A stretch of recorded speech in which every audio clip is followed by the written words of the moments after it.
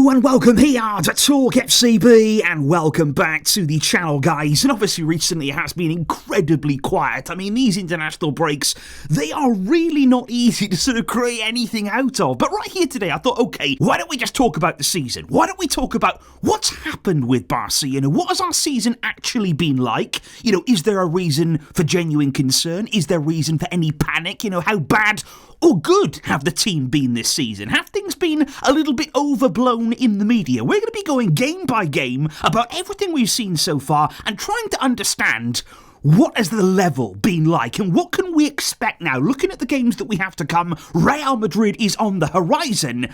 Are we ready? Is this Barca team ready to genuinely compete for all titles this season? It's on the way for you. So get ready and let's do this. Now today's video, guys, is coming to you courtesy of Manscaped, who are back here on the channel, and it's perfect timing because they are here to give you the cleanest, smoothest shave in the game. You know, they will cover every single area with their fantastic skin-safe technology. And what you get here with Manscaped, particularly with the Lawnmower 5.0 Ultra, it's going to cover the ground. It's going to put the work in. It's going to keep you protected. The Lawnmower is the kind of teammate that Barca could do within their team right now. Somebody who really is going to be a great companion. And right here over on the Manscaped website, now back in stock again for a limited time, we've got the Forged Gold Edition and we have the White Hot as well. Both of those look absolutely fantastic, guys. And of course, if you go over right now to Manscaped, if you're looking to pick something up, you can use the code TalkFCB at checkout. That is going to apply a 15% discount to your order. Get those savings now. Enjoy the fantastic Manscaped products on offer. You will not be disappointed.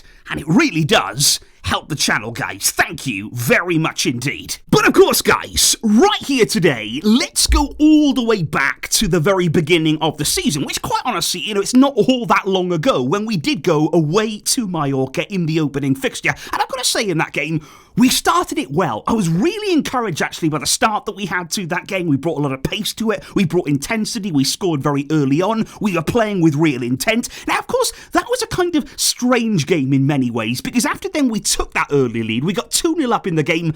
Mallorca then got 2 of their players sent off even before half-time. And really, that just brought the whole game to an end early. It really, really did. Barca completely relaxed. They thought, okay, well, we won this one. Obviously, we have. In the second half, we really did labour, really, to the victory. We didn't really put any more effort in. But at the end of it, remember, Flick was already a little bit frustrated, because then we move on to the Levante game after that. And then I think things got a little bit more concerning, because the first half against Levante, it was a horror show from Barca. It was really, really poor defensively. Again, the intensity was so low. We were struggling really to get going in that game. And really, we did rally in the second half. We came back. We were 2-0 down at halftime. We came back in the second half of that game. We responded well. But don't forget, it took a 91st minute winning goal, and it was an own goal. So really, on that occasion, I think we were lucky to scrape the 3 points, if we're being honest there, against Levante. So Barca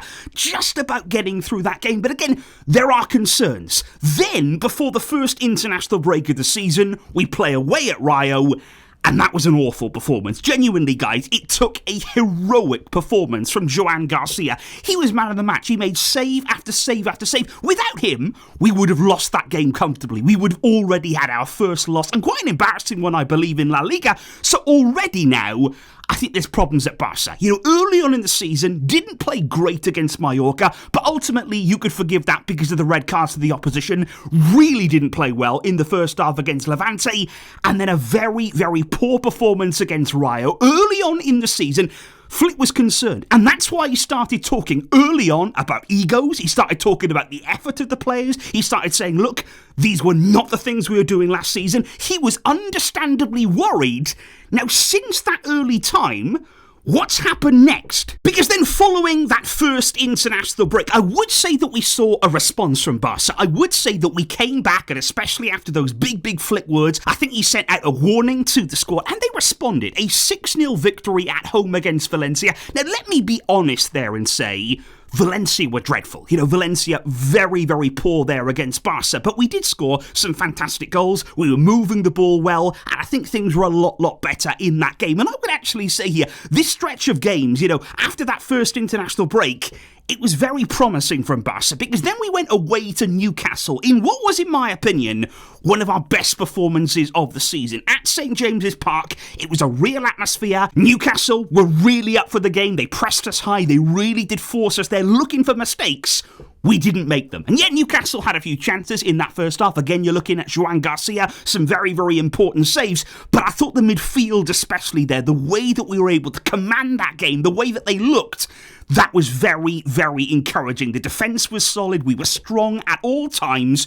And that was the beginning of Marcus Rashford. That was such an important game there, individually for him to score those goals. And since that Newcastle game, he has gone from strength to strength, hasn't he? He has emerged now as one of Barca's dangerous players, somebody who can fire us to victory. He did it against Newcastle, and he has never looked back from that moment on. Because then even after the Newcastle game, we had a really comfortable home win again against Getafe. So I think what we saw there over the course of maybe 7 days or so, we beat Valencia comfortably, we went away to Newcastle, really important win there, and then a comfortable win against Getafe. So I think here Barca, they are looking good. They were looking very, very promising. Things were starting to look up, in my opinion.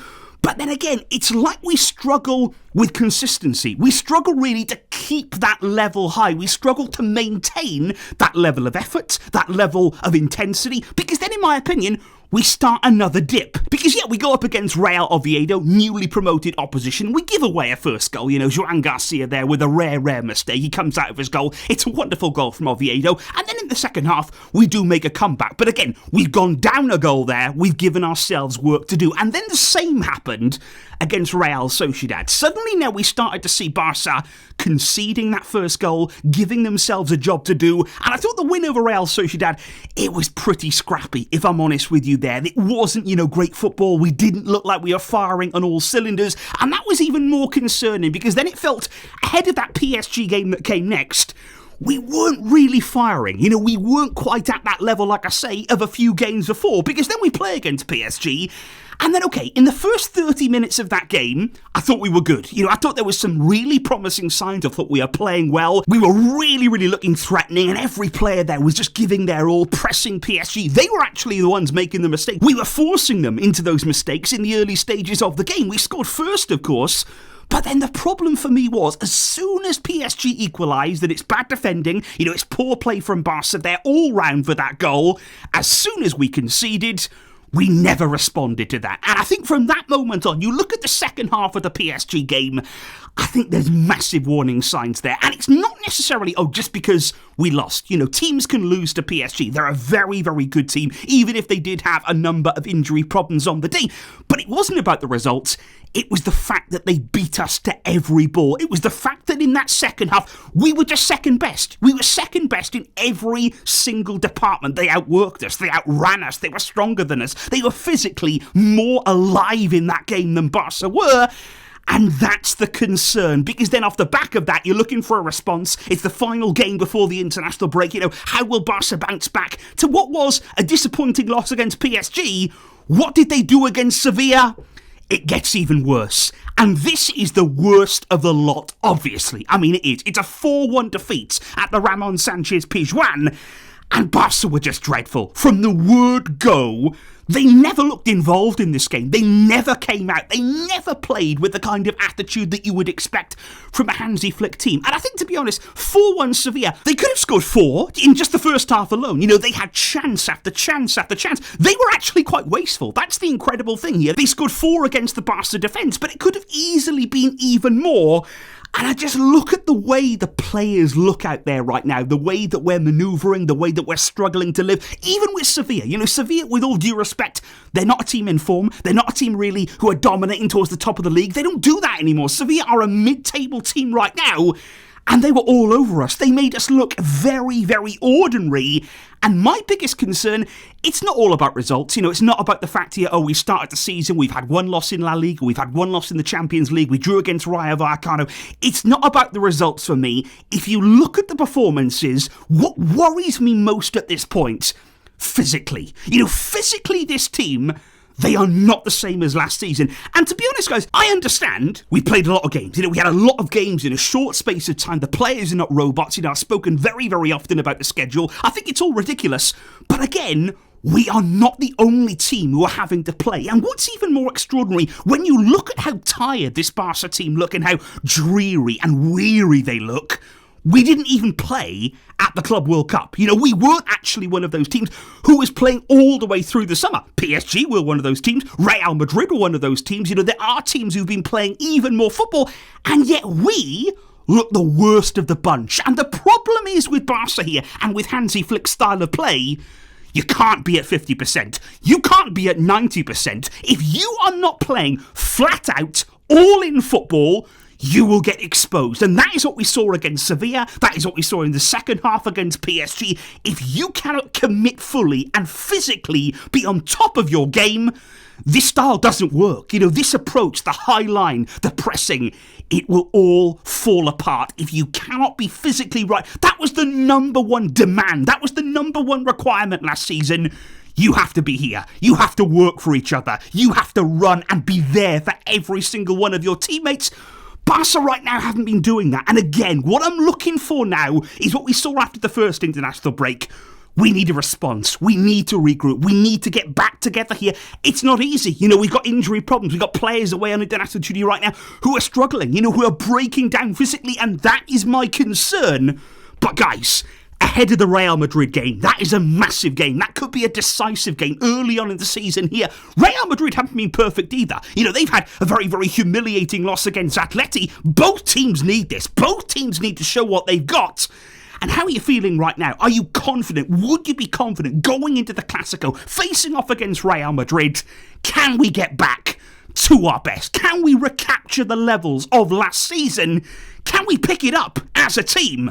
Please do let me know in the comments down below. We're going to be building up to all of those games to come. We are going to be getting excited again about this team. I want to be excited. I want to be looking forward to seeing us play again. But we have to do more. We have to get back to the basics, to what we were doing last season, if that is possible. Let me know your thoughts down below right now on the current Barca team that we are seeing. I will catch you soon for more, and thank you indeed for your outstanding support. But until next time, as always, Vesca, El Barça.